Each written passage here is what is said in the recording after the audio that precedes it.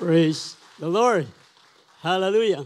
So magandang gabi po sa bawat isa. Yung pong ating pananalangin ay hindi po nawawala sa ating pong mga gawain dahil sabi nga po ni Martin Luther King Jr., to be a Christian without a prayer is no more possible than to be alive without breathing. To be a Christian without prayer is no more possible than to be alive without breathing. Lahat po ng humihinga pa, magsabi po ng amen. Kaya yung pong iba, konti na lang yung amen, siguro inahabol na lang yung praise the Lord. Hallelujah. Ganito po kaya ang gawin natin. Medyo matagal na po natin itong hindi ginagawa. Tayo po tayong lahat. Praise the Lord. Tayo po tayong lahat. Hallelujah. So, you can do the math. Alam niyo na po ating exercise po tayo. A breathing exercise. Yung inhale, exhale. Yung mga iba po, kabisado na ito.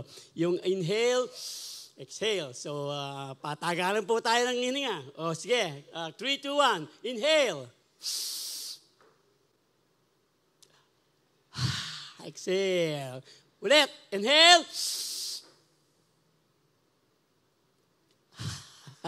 O, last po. Last. Inhale.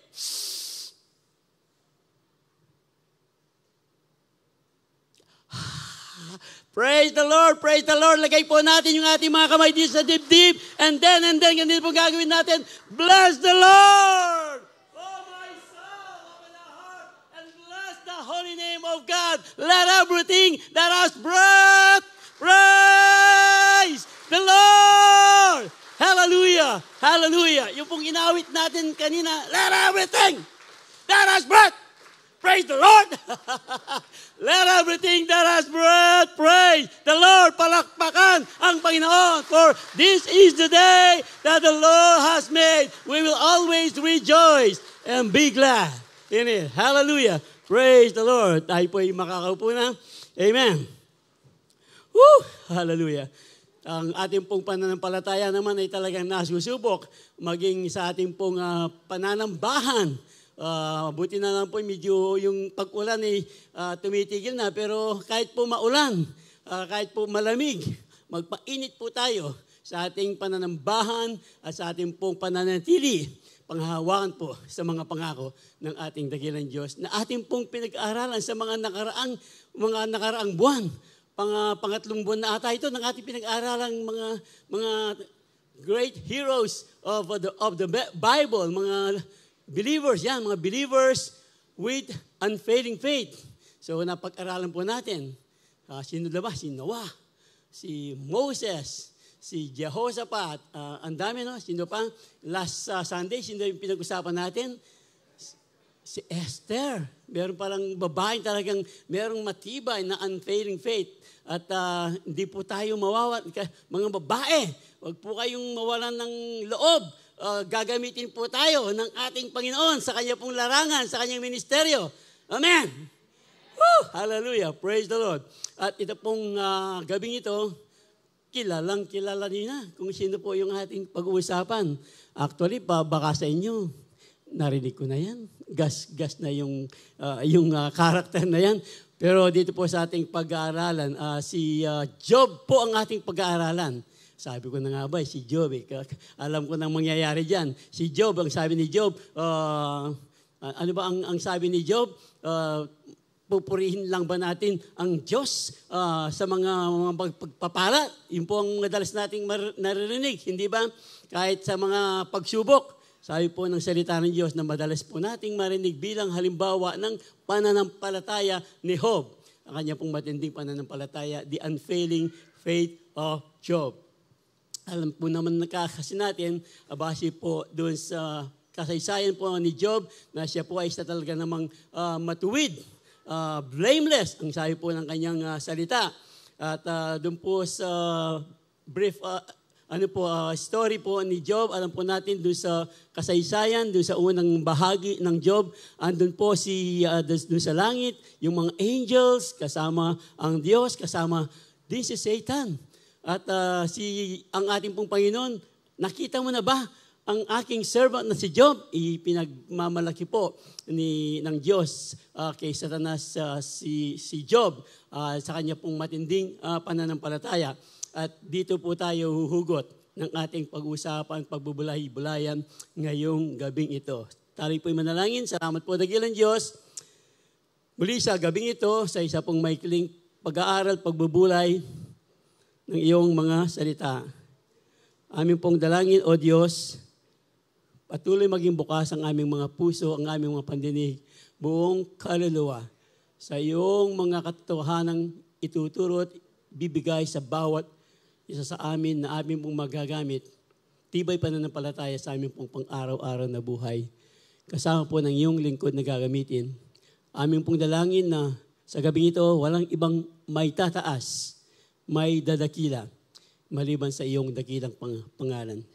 Ang iyong pong presensya, ang iyong kapangyarihan ay patuloy na punuin ang buong sanktuaryong ito, kasama ng bawat sulok ng puso ng iyong mga anak sa gabing ito, O dakilang Diyos. Salamat po, ito po, dakilang Diyos, ang aming samot dalangin sa iyong matamis at makapangyarihang pangalan, Kristo Jesus. Amen. Praise the Lord. Buksan po natin yung pong unang bahagi ng ating pag-aaral sa Job 1:1-5. Ang sabi po ng salita ng Diyos, there was a man named Job. So, balo na eh. Sinabi tayo din Job. So, there was a man named Job.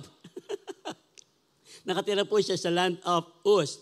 Ang sabi po ng salita ng Diyos, ito po yung ating sinasabi, he was blameless. A man of complete integrity. Wow! A man of complete integrity. He feared God, may takot sa Diyos. Iba po yung natatakot sa Diyos at may takot sa Diyos. So siya po ay may takot sa Diyos. At ang sabi po ng salita ng Diyos, he stayed away from evil. Alam po niya ang masama, he stayed away from evil. Ito po si Job. Meron po siyang 7 anak na lalaki at 3 anak na babae. At mayaman si Job. Marami pong alalay, maraming mga servant si Job. Bakit nga ba hindi maraming servant si Job? Ang sabi po ng ating pinag-aaralan, meron siyang 7,000 sheep. Gaano karaming servant ang mag-aalaga sa 7,000 sheep, 3,000 camels, 500 teams of oxen. So times 2 mo yun, 1,000 na yun. 500 female donkeys. O manganganak pa ang mga yan.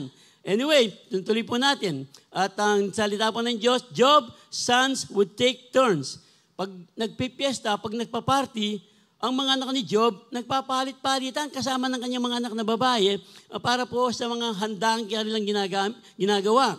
So, ito po, pagkatapos ng celebration, ito po si Job, kung gaano po talaga katindi. Si Job as blameless with integrity.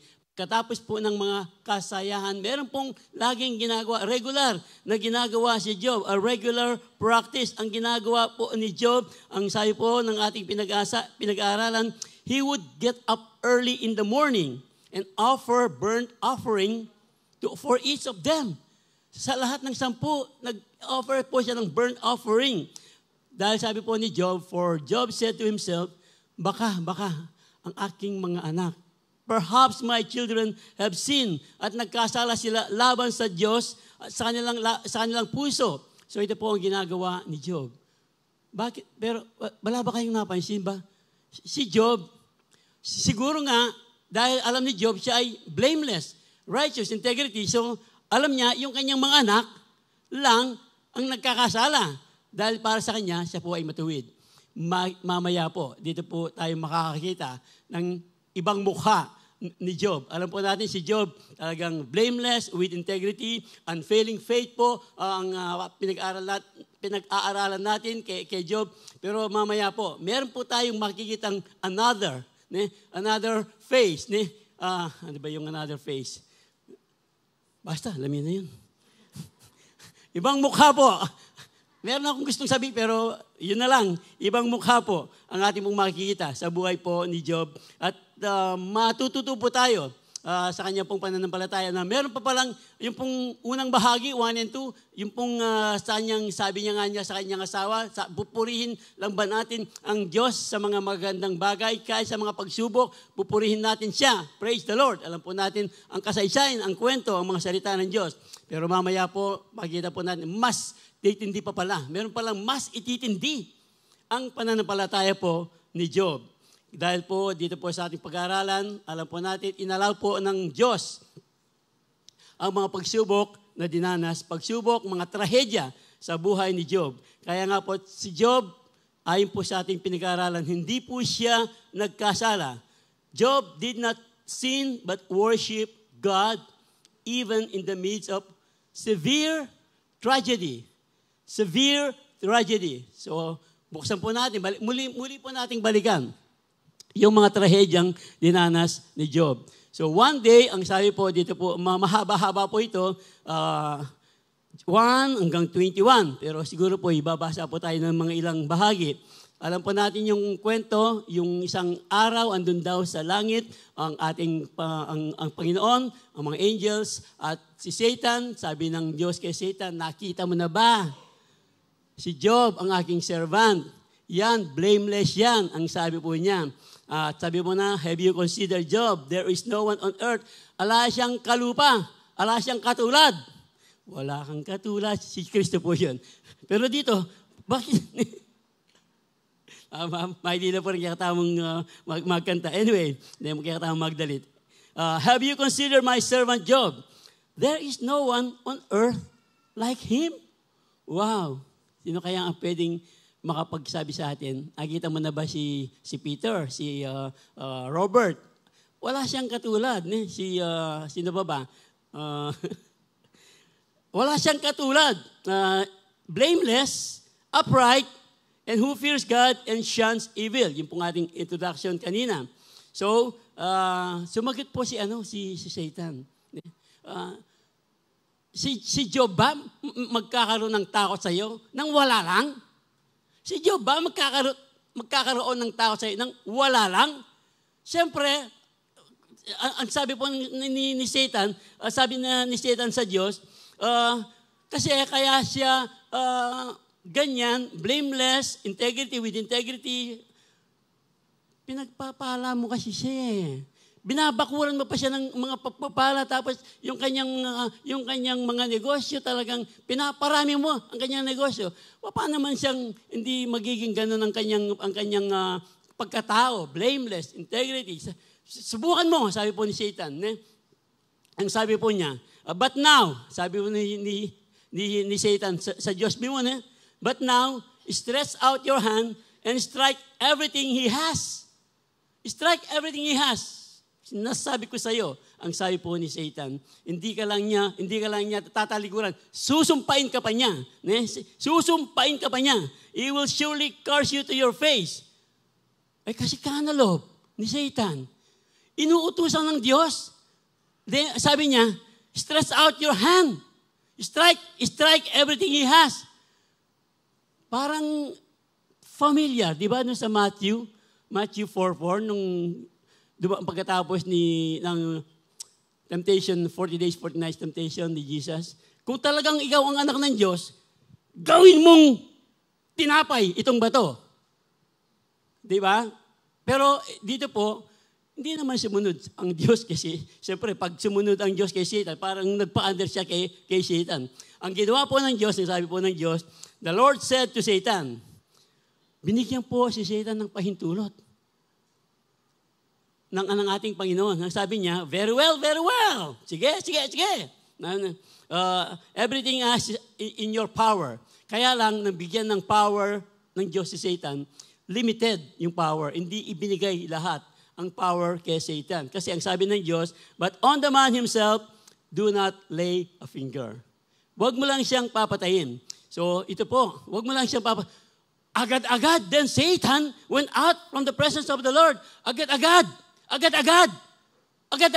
Nakuha po nyo, pag merong pinagagawa ang Diyos sa atin, pag merong inuutos ang Diyos sa atin, wait lang.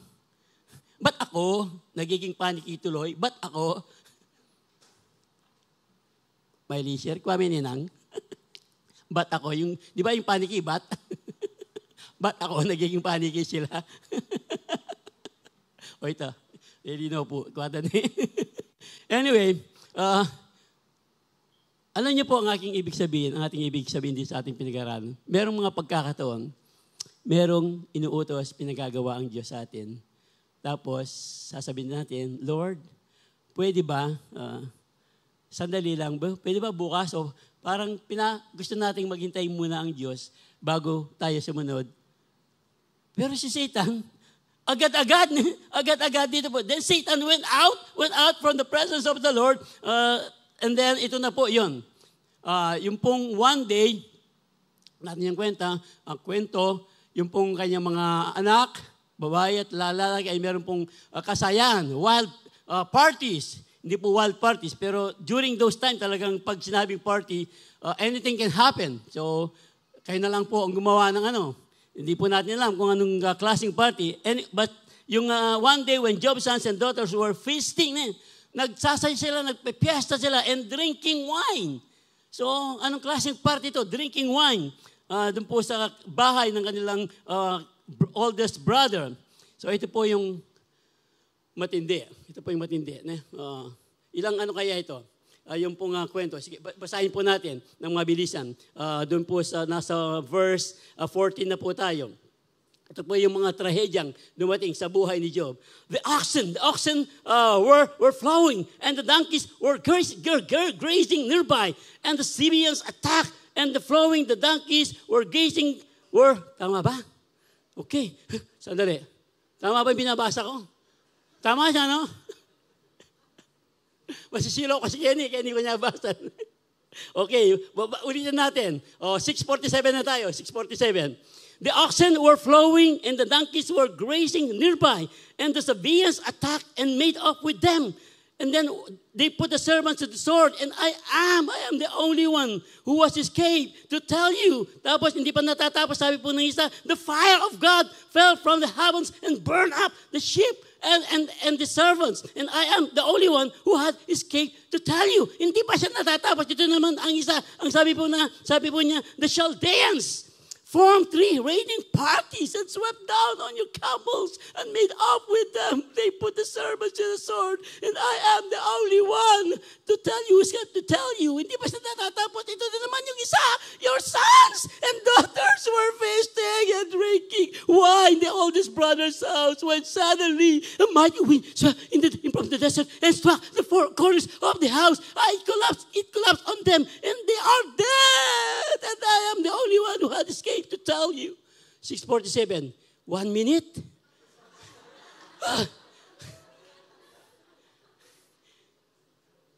Ganito, siguro po mas mabilis pa doon kasi ang sabi po ng ating hindi pa natatapos. Ito na naman yung isa. Hindi pa natatapos. Ito naman yung isa. Ganito po katindi yung dumating na pagsubok. Pati ako may pero ganito po talaga ang eksena. Talagang, siyempre naman, yung ibabalita mo, talagang nakakanipo, nakakapagod po yung ibabalita mo. Tapos, ito po yung kasaysayan, alam naman natin, sabihin na natin, in just 1 minute time, nawala po lahat kay Job. Pati po yung kanyang 10 anak, nawala sabay-sabay.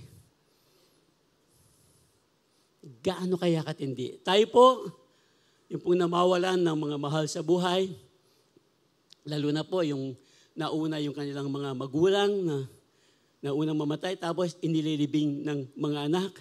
Di ba, sasabihin ng mga matatanda, ang mga anak ang unang inililibing, hindi ang mga magulang. O kaya, nawalan ka ng anak, nawalan ka ng trabaho, hindi mo na alam kung ano ang mangyayari. Ano kaya? Dito po si Job. Marahil hindi na po natin, sabi nga ng salita ng Diyos, wala na pong tao pa na makakaranas ng kasintindi ng dinanas ni Job. And yet, ito po, yung unfailing faith ni Job. Na atin na pong madalas naririnig, na alam naman po natin, Job stood up and tore his robe in grief. Then he shaved his head and fell to the ground to worship. He said, I came naked from my mother's womb, and I will be naked when I live. The Lord gave me what I had, and the Lord has taken it away. Praise the name of the Lord. And in all this, though Job did not sin by charging God with wrongdoings.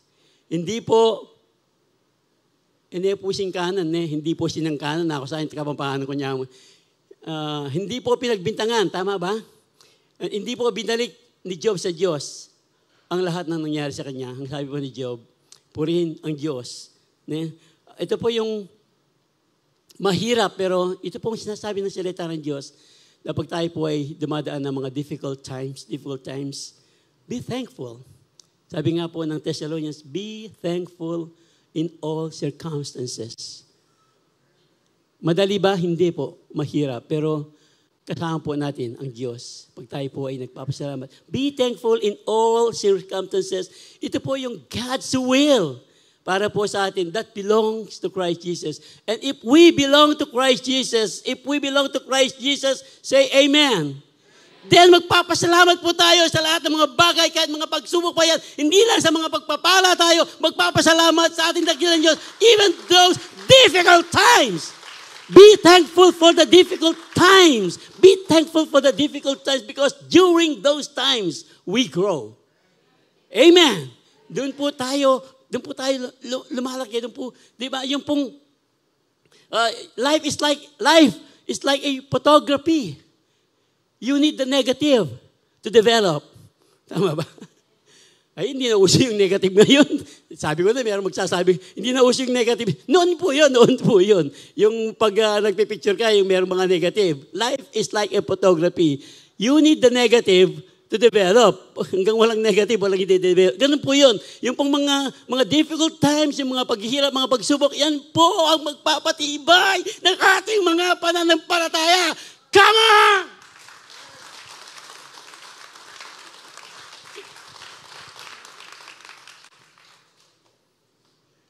Praise the Lord. Unfailing faith is praising and thanking the Lord, even in the midst of troubles. Ayan po yung talagang unfailing faith. At ito po talagang makikita po natin ang pananampalataya, ang tindi ng pananampalataya ni Job. Alam po kasi natin, hindi pa tapos. Hindi talaga Satan will never accept defeat without a fight. Hindi pa siya sumuko. Di ba? Ang dami na naibigay kay Job. Tapos, lundag po tayo ng chapter 2. On another day, the angel came to present themselves before the Lord. Ito na naman po yung eksena. Andun din si Satan. So muli namang sinabi ng Diyos di ba? Ang dami nang binigay kay Job, mga pagsubok, trahedya, pero andun pa rin siya. Hindi pa rin niya binitiwan ang kanyang, he still maintains his integrity. Though you incited. Tama? Dito ang English. Incited. Ito yan. Okay. English teacher. Tama? Incited. Incited. Hindi excited. Okay. Though you incited me against him to ruin him without any reason. Wala mong tapos binigyan mo siya ng maraming trahe, pero hindi pa rin natinag ang integridad ni Job. Ang sabi po ng Diyos, ito na naman yung banat ni Satan, skin to skin. Sabi ni Satan, a man will give all he has for his own life. Sige, sabi po ulit, stretch out your hand. Ang sabi po ni Satan, inuutusan naman ang Diyos. Stretch out your hand, sabi po ni Satan sa kanya, and a man will give all he has for his own life. But now stretch out your hand and strike his flesh. And yun naman katawan niya. Ang bigyan mo ng sakit, sabi po ni Satan. Okay? Para bagang nagbibigay ng sakit ang Diyos. Many times pinag-aralan na po natin, hindi po nanggagaling sa Diyos ang sakit. Hindi po nanggagaling sa Diyos ang mga problema. Pinapahintulot lamang po ng Diyos ang mga yan para po masubok ang katatagan ng ating panghahawakan, ang ating pangungunyapit sa kanyang mga pangako, sa kanyang mga salita. So ito po yun. Inuutusan uli ni Satan. Pero ang sabi pa uli ng ating Panginoon, where am I? The Lord said to Satan, okay. Very well. Wala pa yung okay. Atin lang yun. Baka sabihin nyo, binabago natin yung bike. You can do the math. Alam po natin yung ating ibig sabihin. The Lord said to Satan, very well. Then, bahala ka na. He is in your hand. Pero ulit, binigyan ng limit. Huwag mo lang gagalawin ang kanyang buhay. Ang sabi po. So, ang si Satan po, hindi po niya pwedeng gawin ang gusto niyang lahat ng gawin sa atin. Meron pong limit ang kanyang power dahil yung kanyang pong power hindi po mananalo sa kapangyarihan ng ating dakilang Diyos. Amen. Nasa atin na. Pag nasa atin po ang ating Panginoong Kristo Jesus, meron tayong greater is He. Greater is He that is in me. 1 John 4:4 than He that is in the world. I can do all things through Christ who gives me strength. Alam po natin yan. Philippians 4:13. So, the Lord said to Satan again, very well, anasin ka naman niya, pero just spare your life. So again, ayun, pumunta naman si Satan, alam natin yung kasaysayan, si Job po ay nagkaroon ng pigsa. Pero yakin kapampangan niya, tigsa. Pigsa. Sino na po yung magkaroon ng pigsa? Naran yung mga pigsa? Lalo na pag sa kilikili. Lalakad ka, makakanyang. O makakanyang ka. Wala lang. Meron pala siyang pigsa dito. Atin-atin lang to. Nung ako po ay nasa high school, 4th year high school na ako, madalas po akong dapuan ng mga pigsa. Napilay pa ako dahil sa pigsang yan. Bakit po? Kasi po, tubuan ka ba naman ng pigsa? Dito sabihin ko na dito sa puwet, pigsa. So, ayaw ko pong nag-a-absent sa eskwela. So, ang nangyari,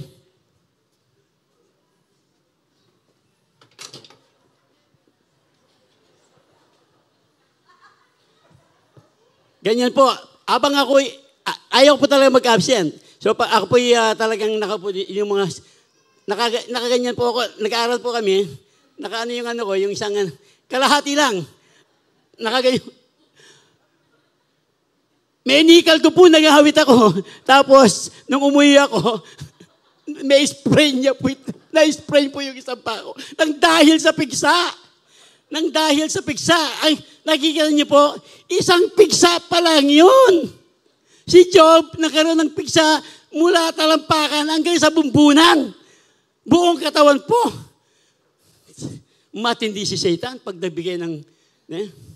So, siguro po sa atin, wala pa talaga yung dinanas ni Job sa ating pong mga pagsubok na dinadaanan.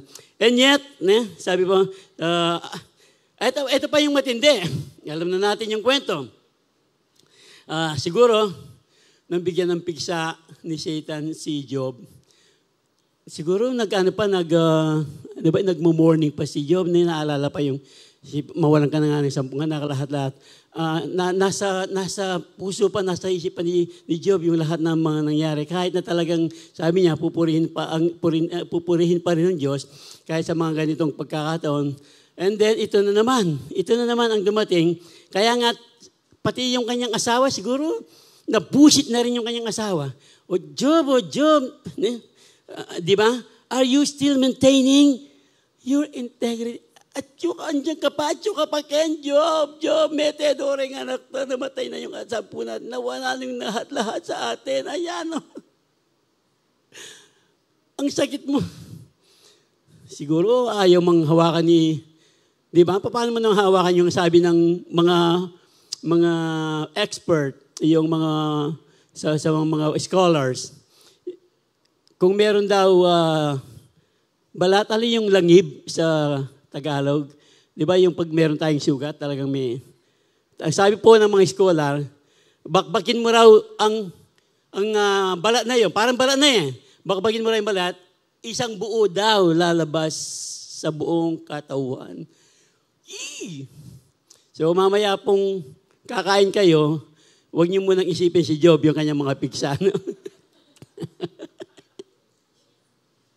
Baka meron kayong makikitang mga bilog-bilog doon. Parang kamukha ng piksa ni Job ito. So, itabi nyo muna sa isip nyo. Ngayon lang, dito lang, sa ating pong pinag-aaralan. Are you still maintaining your integrity? Ito pong matindi. Curse God. Sumpain mo ang Diyos mo. Sabi po ng kanyang asawa, ang kanyang asawa, sabi nga ni Bishop, kung ganyan daw ang inyong mga asawa, isawali yun na sila. Can you imagine yung asawa mo na nagsumpahan kayong sa hirap at gintawa, sa sakit at saka, ano ba yun? Sa kalusugan at saka sa mga karamdaman, till death do us part. Pero dito sabi niya, curse God and die. Ito po, you are thinking like a foolish woman, sabi po ni Job. Dito po ulitin po natin ang sinabi ni Job, shall we accept good from God and not trouble? From God and not trouble. So, tandaan po natin, yung pong trouble, hindi po nanggagaling sa Diyos, pinapahintulot lang. Kaya nga, binigyan po ng pahintulot si Satan, nabigyan ng pagsubok at pati karamdaman si Job. And then, and not trouble. In all this, again, so Job did not sin in what he said because Job held on his faith even when he was afflicted with painful sore. Yun po yung ating second point. Yung pong kanina, si Job po ay hindi nagkasala laban sa Diyos. At yung pong ikalawa, he held on his faith even when he was afflicted with painful. Siyempre, pag sore yan, painful talaga yan.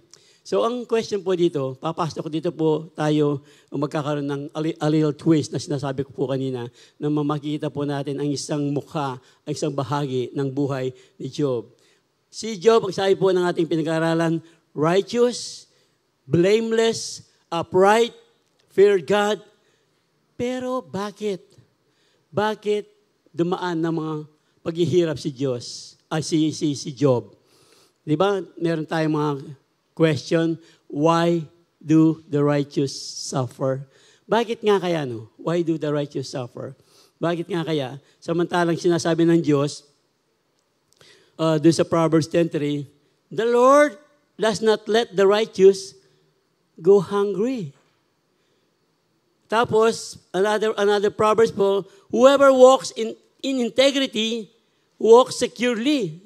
Si Job po sa ating pinag-aralan, andyan po sa kanya yung integridad. He walks with integrity. Pero sabi po dito, who walks in integrity, walks securely. Pero bakit? Why? A righteous si Job, why do the righteous suffer? Makikita po natin mamaya. The wages, din po, another siguro po, lundag po tayo sa Psalms 112, 1-2. Kasama na po dito yung kanyang mga anak. Praise the Lord. Blessed are those who fear the Lord. Ito po, si Job, fear the Lord, who find great delight in His command. Their children will be mighty in the land. Their children will be mighty in the land. Bakit namatay? Lahat, hindi man nagtira. Si Satan kahit isa, o kahit yung mga babae na lang. Dahil yung mga babae pwedeng mag-multiply. Anyway, ito po, their children will be mighty in the land. The generation of the upright will be blessed. Wealth and riches are in their houses. Nasaan na ang kayamanan ni Job? Di ba naubos lahat ang kayamanan ni Job? And the righteousness endures forever. Why do the righteous suffer? Alam po natin, ulitin po natin, pinahintulot po ng Panginoon ang lahat ng mga ito dahil ang Diyos po, lagi po yan. Hindi po gagawa ng mga bagay ang Diyos na walang dahilan. Kasi po, dito po sa ating makikita, pagkatapos po ng mga bagay na yun na dinaan ni Job, si Job po dumating sa pagkakataong siya po ay nag-complain sa ating Panginoon. So, tayo po, siguro, di ko alam, baka meron din, baka, sana wala, na pag dumarating po tayo ng mga pagsubok, Panginoon, di ba? Ang tagal ko nang naglilingkod. Panginoon, ginagandahan ko na nga yung pag-awit. Hindi nga ako nahuhuli sa practice. ni Clayton. Talagang nagpa-practice pa ako sa bahay pa lang, talagang nagwi-widow-widow na ako. Tapos, sa prayer meeting pa ako, pag merong overnight prayer meeting, tapos Sabado ling, ang dami kong ginagawa, Panginoon, tapos, etc. Di ba, mapagbigay ako, Panginoon, matulungin ako. Bakit kung kailan ako naging Kristiyano? Ito po, darating po tayo sa pagkakataong ganito po ang dumating. Kaya ko po inuulit ito. Tingnan po natin, saliksikin po natin ang ating sarili. Kung sakali, dumarating tayo sa mga pagkakataong katulad nito, yung panghuling bahagi po ng ating pag-aaral, makikita po natin kung ano po ang ginawa ni Job. Dahil ang Diyos po, pag meron po siyang ginawa, hindi po pwedeng walang purpose ang Panginoon. The Lord, Proverbs 16:4, the Lord has made everything for its purpose. Lagi pong may purpose ang Panginoon. For there is a time, Ecclesiastes 8:6, for there is a time and a way for everything, although man's trouble lies heavy on him. Alam po natin, Romans 8:28, all things work together for good. To them, to those who love God, to those who are called according to His purpose. Dito po, sa pagko-complain po ni Job, makikita po natin, ang pagko-complain po ni Job ay talagang magdadala pa rin, makikita pa rin natin ang isang bahagi po ng pananampalataya ni Job. Kaya nga po, dito po, bago po natin siguro basahin, tignan yung pag-complain ni Job, unahin na po natin yung ginawa po ni Job. Still after complaining, Job repented when he realized his mistake, when God spoke to him. Yung pong ating pangatlong puntos. Job repented when he realized his mistake, when God spoke to him. Ano ba yung complaint ni Job? Meron po kasing tatlong kaibigan si Job.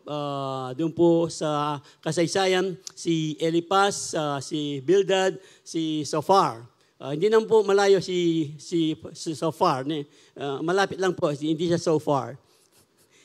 Pangalan lang yun, Bildad, Eliphaz, at saka si Zophar.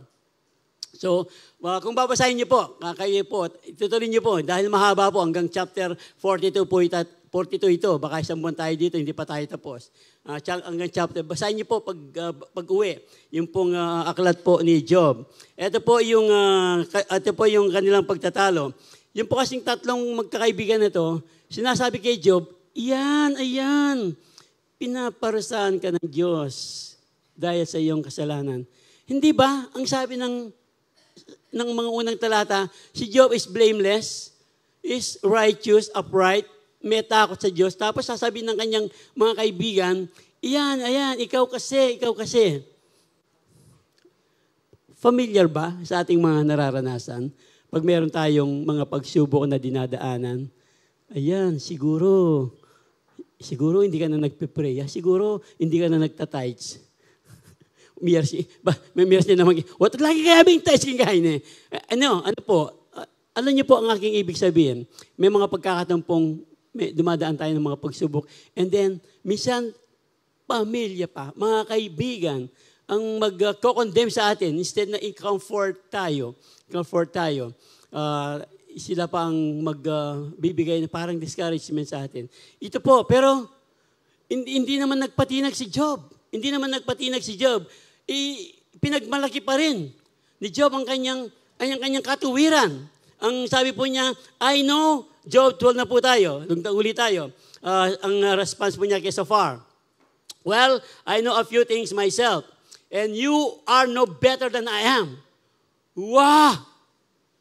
Kagaling ng Job, ninoy ka, mas mayap ko kaya ka. Ang sabi po ni Job, who doesn't know these things you have been saying, yet my friends laugh at me. Pinagtawanan po siya ng kanyang mga kaibigan nang ipinagmalaki niya na siya ay blameless. Nang ipinagmalaki niya, na kukuha po ninyo, nang ipagmalaki niya, meron po tayong makikita self-righteousness dito sa mga mga salita po, pagtugon ni Diyos sa kanyang mga kaibigan. Doon po sa, unundag po tayo ulit. Sa ano po tayo? Job 32 naman tayo, Job 32:1. So, these three men stop answer. Sinawala po.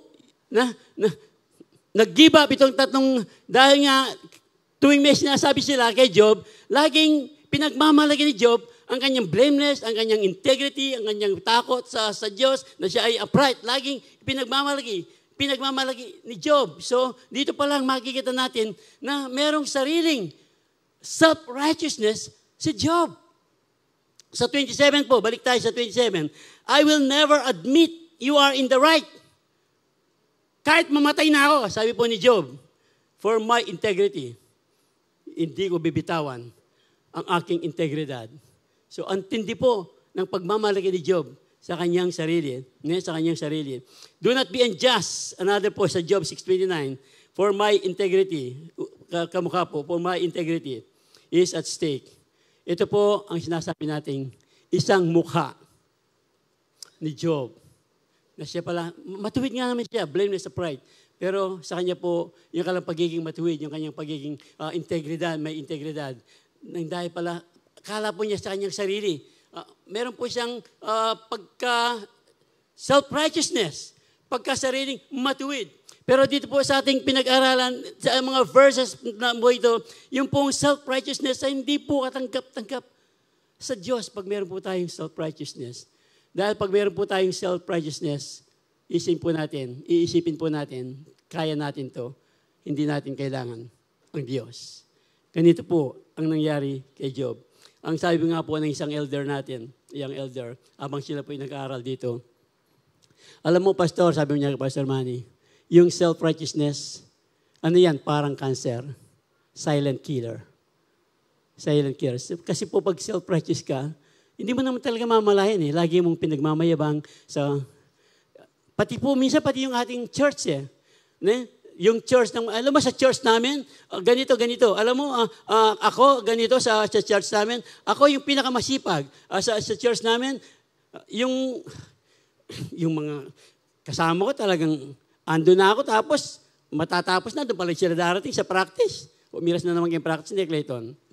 Alam naman malalate kayo eh. Praise the Lord. Madalag lang. Wala na. Praise the Lord. Wala ka na. No, alam niyo po ang aking ibig sabihin na pag tayo po talaga ay self-righteous, hindi mo namamalayan, kinakain ka na. Kaya nga silent killer, parang cancer. Yung cancer daw is silent killer. Hindi mo alam. Pak! Mabubuwal ka na lang ng iyong pagka-self-righteous. Kaya nga silent killer daw ang self-righteousness. Pero ito po yung pagko-complain ni Job. Yung kasing self-righteousness, kung babalikan po natin ang buhay ni Apostol Pablo, ang sabi po niya, yung self-righteousness po, hindi pwedeng sarili lang talaga yan. Dapat po on the basis of faith, Philippians 3:9. And not having a righteousness of my own. Ang sabi po ni Apostol Pablo, alam natin, kilala natin kung ano po ang naging buhay ni Apostol Pablo. Not having a righteousness of my own that comes from the law, but that from that which is through faith in Christ. The righteousness that comes from God on the basis of faith. The righteousness that comes from God on the basis of faith. Another verse for Romans 1:17. For in the gospel, the righteousness of God is revealed. Nasa ebanghelyo po ng Diyos natin masusumpungan ang tunay na katuwiran. A righteousness that is by faith.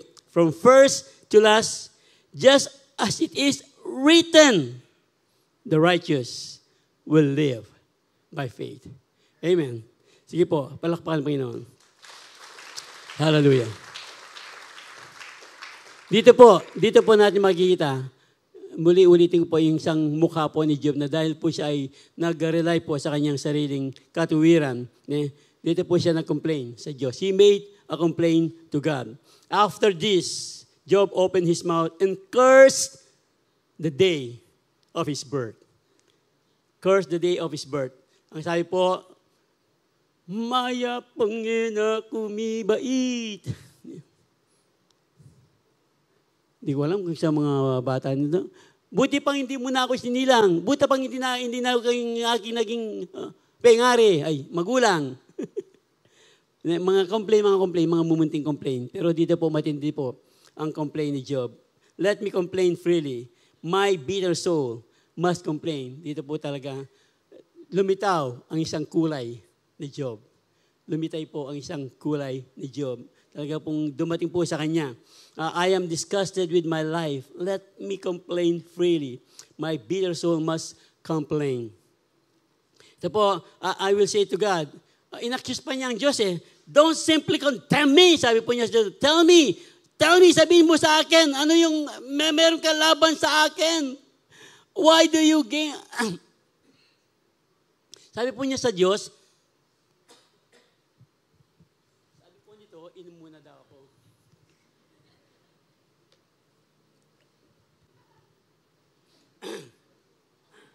Praise the Lord. Sabi po niya sa Diyos, ito po si Job, what do you gain? Anong mapapala mo? Diyos ka na nga, ano bang makukuha mo kung i-oppress mo ako? Sabi niya, why do you reject me, the work of your hands, while smiling on the sins of the wicked? Are your eyes like those of human? Do you see things only as people see them? Is your lifetime only as long as ours? Ganito na po katindi ang pagko-complain ni Job laban sa Diyos. Although you know I am not guilty, and di pa rin, nagmayabang pa rin. Alam mo naman, I am not guilty. No one can rescue me from your hands. Ginawa mo nga ako you formed me with your hands, you made me, and now, dinidestroy mo ako, you completely destroy me. Anong klaseng Diyos ka? Wala po dito yun Parang ano lang yan, paraphrase. Parang anong klaseng Diyos ka pagkatapos mo kong gawin tapos sisirain mo rin ako? Wow! Akala natin si Job talagang yung unang bahagi, talagang yung kanyang unfailing faith ay hindi matatawaran. Pero dito pala, meron pa siyang isang kulay. At nung pong pagko-complain ni Job, ito po ang maganda. Sumagat naman po, talagang dito po natin makikita yung sovereignty ng Panginoon, yung love and mercy ng Panginoon ay hindi pa rin mawawala kahit ganoon. Ganito na po si Job. Ang sabi po ng Panginoon kay Job, then the Lord answered Job from the whirlwind. Who is this that question my wisdom? Sino itong nagko-question ng aking wisdom with such ignorant words? Brace yourself like a man because I have some question for you. Ang sabi po ng Diyos kay Job. You must answer them. Nasaan ka when I laid the foundation of the earth? Tell me. Ang sabi po ng Diyos kay Job. If you know so much, tapos sabi pa ng Diyos kay Job, will the one who contends with Almighty correct him? Kokorek mo ang Diyos na gumawa sa iyo. Kokorek mo ang Diyos na gumawa ng langit at lupa. Let him who accuses God answer him. Then, ito po, Job answered the Lord. Ito po yung maganda na sinasabi natin. Kahit po lumitaw ang isang kulay ni Job, lumitaw pa rin ang pagka-makadiyos, ang pananampalataya ni Job sa Diyos. Ang sabi po, I am unworthy. How can I reply to you? Wow! Wow! Kahit po nag-complain si Job nang magsalita po ang Diyos sa kanya, muli pong kinalala ni Job ang kanyang kababaan. I am unworthy. How can I reply to you? I put my hand over my mouth. So, ang ibig niya sabihin, nagpadalos-dalos ako sa aking mga sinabi. I put my hand over my mouth. I spoke once, but I have no answer twice. Pero mananahimik na ako. Ang sabi po ni Job, kinilala po ni Job ang kanyang kamalian. Tapos, sabi po niya, I know you can do all things. Sabi po ni Job sa Panginoon, I know you can do all things. Therefore, sabi po niya sa verse 6, 42:6. Chapter 42 na pala, ang bilis natin. O, di ba sabi ko sa inyo, mabilis lang? Verse 6 na po tayo. Therefore, I despise myself and repent in dust and ashes. Ito po yung panawagan ng ating mga pinag-aaralan. Gaya po ng ating sinabi, marahil. Meron tayong tanong, yung pong tanong, hindi naman masama yan eh. Depende po sa tono ng pagtatanong. Depende po sa tono ng pagtatanong. Yung pong pagtatanong, Panginoon naman, bakit mo ito ginawa sa akin? Yung, compare po sa isang tanong naman, Lord, ano po ang layunin ninyo? Bakit ito nangyari sa akin? Kayo po ang pipili kung ano po ang inyong itatanong sa Diyos pag dumating po tayo ng mga iba't ibang uri ng pagsubok. Lord, bakit? Or Lord, ano ang iyong layunin sa mga pagsubok na ito? You can do the math. Ang sayo po, ang salita ng Diyos, si Isaiah po mismo woe to those who quarrel with the Maker. Woe to those, ibig sabihin yung woe, sumpain yung mga umaaway sa Diyos. Ano ang panlaban natin sa Diyos? Sumpain yung mga umaaway sa Diyos. Ang sabi po, ang salita ng Diyos. 1 Corinthians 10 po tayo. Nor should we put Christ to test. Ito po yung ating mga piligaran.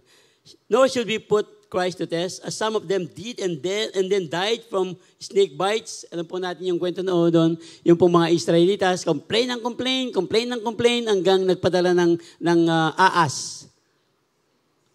Tama, no? Ahas, no? Hindi aas. Snake. At yung po lahat naman nag-complain ay natuklaw po ng ahas.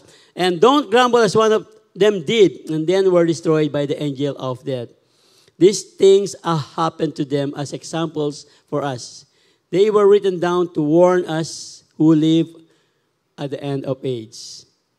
So, again, yung pong pang-apat, makikita po natin, dahil nagbalik po si Job, nagsisi po sa Diyos sa kanyang pag-complain sa ating Panginoon, nagsisi si Job, naging submissive po si Job, and then dito na po, Job allowed the purpose of God to be fulfilled.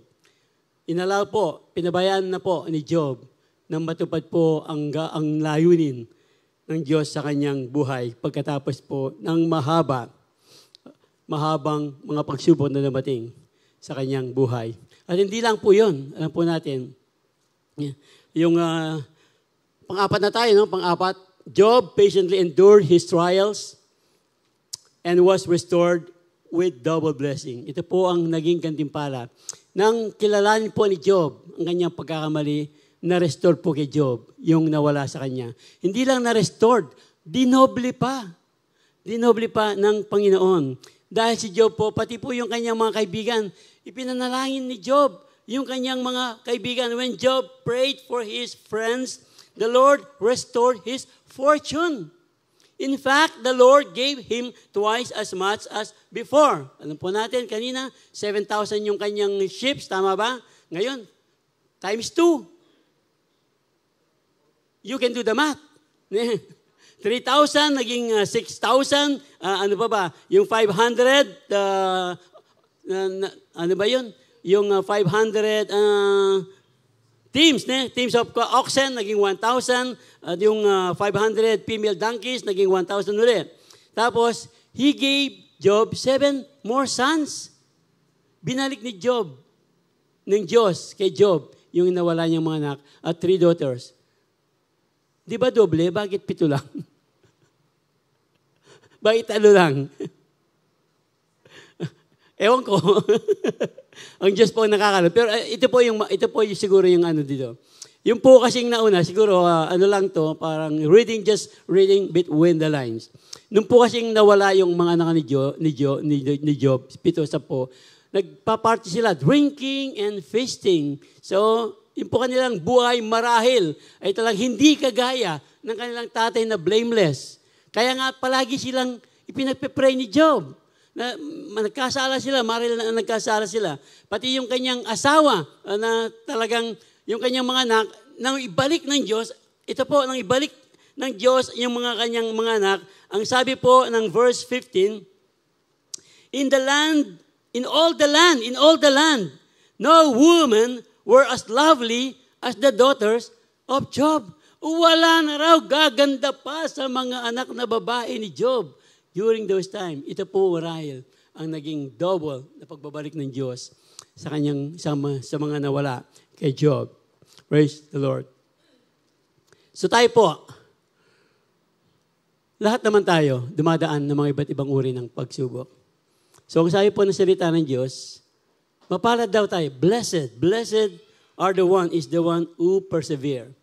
Kung tayo po ay magpe-persevere, kung tayo po ay hindi bibigay sa mga pagsubok, under trials, because having stood the test, si Job po, nakita natin, Job stood the test, even though Job, nakita po natin yung kanyang another side of Job, pero ganun pa man, bumalik muli si Diyos. Talagang nanumbalik po sa Diyos. Kaya nga't ibinalik ng Diyos ang lahat ng mga nawala sa Kanya. Na-restore ang mga nawala sa Kanya. And then, having stood the test, that person, ito po ang maganda, that person will receive the crown of life that the Lord has promised to those who love Him. Mahal ba natin ang Diyos? Amen. Kung mahal natin ang Diyos, susuko ba tayo sa mga pagsubok? Susuko ba tayo sa pagsubok? Bakit nag-amen kayo? Hindi tayo susubo. So ganito na lang. Dahil mahal natin ang Diyos, hindi tayo susuko sa pagsubok. Amen! Yan!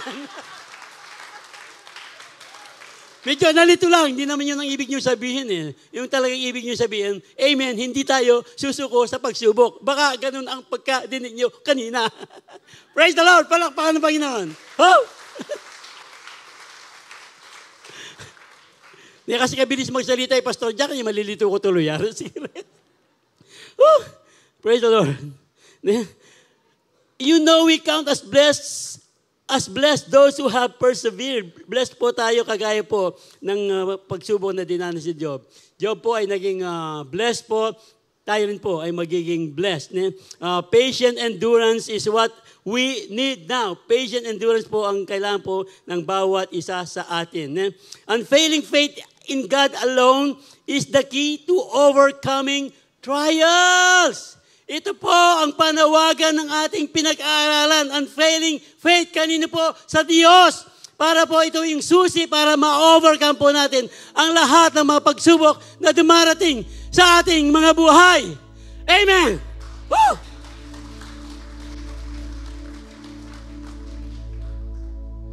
Praise the Lord. Si Job po, nakita po natin ang kanyang unfailing faith. Kahit po talagang dumaan ng mga matitinding pagsubok, hindi po siya nagkasala. Job did not sin, but worship God, even in the midst of severe tragedy. And then, si Job po talagang hindi bumitaw sa kanyang pananampalataya. Job held on his faith even when he was afflicted with painful sores. And then, alam po natin, sabi na nga kanina, nag-complain si Job sa Panginoon. Pero and yet, Job repented when he realized his sin. When he realized his sin, tama ba?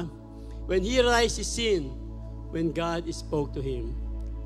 Ito po ang panawagan. Meron po, mga pagkakataon talagang magkakamali po tayo, magkakasala po tayo. Pero, pag tayo po ay nagkamali, nagkasala, huwag po tayong mag-pinpoint kaya po ng ginawa ni Adan at ni Eva. Bakit nyo ginawa ito? Sabi ni Adan, ito kasing babae. O babae, bakit mo kinain? Ito kasing yung aas, yung serpent. O serpent, alayang sangkanan ni serpent. Ang ibig ko sabihin, tanggapin po natin. At pag tinanggap na ng ating pagkakamali, ang Diyos po. Lahat naman po tayong sabi ng salita ng Diyos. Nung pong umpisa pa lang ng ating buhay, isinilang na tayo sa pagkakamali. Hindi po sa pagkakasala, no? Ibang usapan, isinal po tayo sa pagkakamali. Ibig sabihin, nung tayo po ay sinilang, nasa atin na po yung kasalanan. At ang kasalanan po yan, tatanggapin po natin, tayo ay mga makasalanan. Ang Diyos po, ang ating Panginoon. Remember po, ang ating Panginoon, nung siya ay bago may pako sa krus, ito po ang layunin ng Diyos. sa atin. Babalikan ko po yun. At tapusin ko muna ito. Job repented when he realized his mistake when God spoke to him. Job patiently endured his trials and was restored with double blessing. Ano po ang ibig natin sabihin? Job patiently endured his trials and was restored with double blessing. Ang ating pong Panginoong Kristo Jesus, alam po natin, marami siyang dinanas na paghihirap. Ito po yung aking sinasabi kanina, na akala po ni Satanas, nang maipako si Kristo Jesus doon sa krus, anong siya'y mamatay, wow! Ang sabi po ni Satan, panalo na ako! Panalo na ako. Pero alam po natin, si Kristo Jesus ay namatay, nalibing, pero nabuhay na maguli. Dito po napahiya si Satanas. At ang pagkapahiya po ni Satanas, ang pagkabuhay na maguli po ng ating Panginoon, ay nagbigay po ng glory sa ating Diyos. Give glory to God. Ganito po sa ating mga buhay. When we surrender our life, hindi lang sa ating mga kasalanan, sa ating pong mga pang-araw-araw na buhay, sa ating pagkakamali, pag lagi po tayong lumalapit sa Diyos ng may pagsisisi, napapaluwalhati po, napapatuwa po, nagkakaroon po ng kagalakan ang ating dakilang Diyos. So, kayo po ang nakakaalam. Sa ating mga pagsubok na dinadaanan, marami po tayong mga pagsubok na dinadaanan. Iba't ibang uri, iba't ibang level. Kayo po ang pwedeng sumagat nito. Ano ang plano ng Diyos sa mga pagsubok na yan? Meron pong reason bakit po inaalaw ng Diyos ang mga pagsubok na yan. Gaya po ng ating binasa kanina, Romans 8:28, na alam po natin, all things work together for good. For good kanino? Sa lahat. For those who love God and are called according to His purpose. Mga kapatid, tatandaan po natin ito. Pag dumadarating po tayo ng mga iba't ibang uri ng pagsubok, sa mga pagpapala, alam po natin, madaling purihin ng Diyos. Pero sa mga pagpapala, ano po ang plano ng Diyos sa mga pagsubok na dumarating? To sanctify us. Number 1, to sanctify. Para po mas maging puro po tayo. At hindi lang po yung para maging mas puro tayo, para po lumago tayo. Para lumago tayo sa pananampalataya. Yan po ang layunin ng Diyos pag dumaraan po tayo ng mga iba't ibang uri ng pagsubok. At para ipahiya si Satan na hindi, pag tayo po hindi bumigay, pag hindi po tayo sumuko, mapapahiya po si Satanas. Ang anak kong ito, sasabihin po ng Diyos, hindi siya sumusuko. Blessed is the one that endured temptation, for when he is tried, he will receive the crown of life that the Lord has promised to them that love Him. Na binasa po natin kanina, James 1:12. Mapapahiya po, ipahiya po natin si Satanas pag dumarating tayo ng mga iba't ibang uri na pagsubok. Magtiwala po tayo sa Diyos. Walang imposible sa Diyos. Mahal tayo ng Panginoon. Hallelujah. At yung pong panghuli, ano ba sabi ng Diyos? To glorify God. To glorify God. Nagagalak po, nag-glorify po natin ang ating Panginoon. Pag hindi po tayo bumibigay, pag nagpapasalamat po tayo sa mga pagsubok na dumarating sa ating mga buhay. Gaya po ng aking sinabi kanina, si Jesus, nung siya po ay namatay, nailibing, pero napahiya po si Satan nung siya po nabuhay na maguli. Tayo rin po, pag isusuko po natin ang ating buhay sa Kanya, may pananampalataya, ang Kanya pong pangako, meron tayong dakilang pag-asa, buhay na walang hanggan. Hallelujah! Hallelujah! Hallelujah! Hallelujah! Praise the Lord!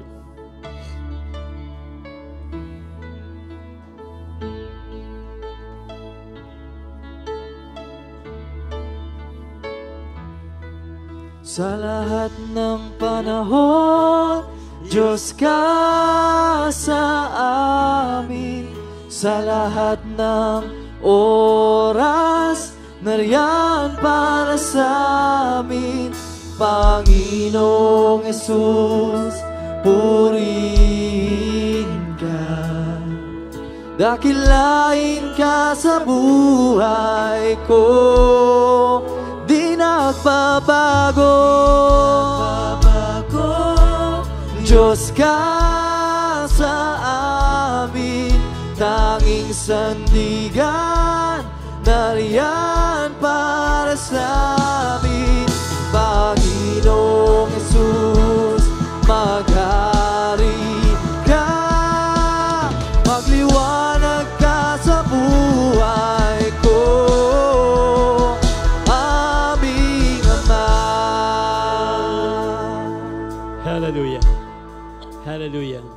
Unfailing faith